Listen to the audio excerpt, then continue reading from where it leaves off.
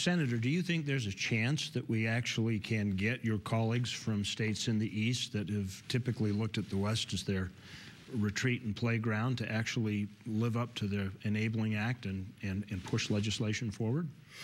I think there is. At the end of the day, I think we face a number of pressures in this country that are going to move us in the direction of exploring new sources of revenue that don't involve borrowing from China, that don't involve taxing hardworking Americans more than we already tax them. I also think that we want them to continue to look at the Rocky Mountains and our state in particular as their playground, as their retreat. That doesn't have to change. That's not going to change simply because we start to revisit the way we've been managing our public lands. What needs to change is that not every decision needs to be made or should be made from Washington.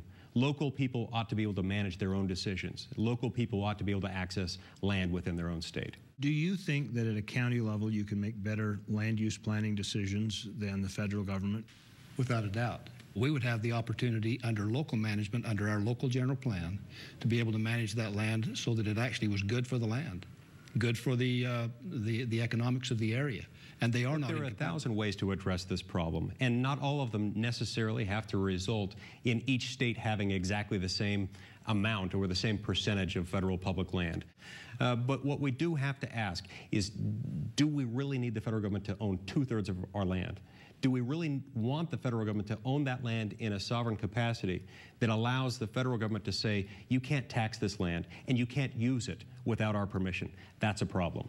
And that does become a central key to this whole argument, is the sovereignty, is it not? In the founding of the Constitution, in the writing of it and setting up the country, that was one of the Founding Fathers' primary concerns, was that the federal government not have an advantage over a state by land ownership. That's right. Elbridge Gerry, the delegate to the Constitutional Convention of 1787 from Massachusetts, made this point in September of 1787, that if we allow Congress to buy up unlimited amounts of federal land within a state's boundaries, and if we give Congress the power to be the sole sovereign lawmaking authority over that land, in time the state would become subservient to the federal government in a way that would be utterly incompatible with the spirit and letter of the Constitution.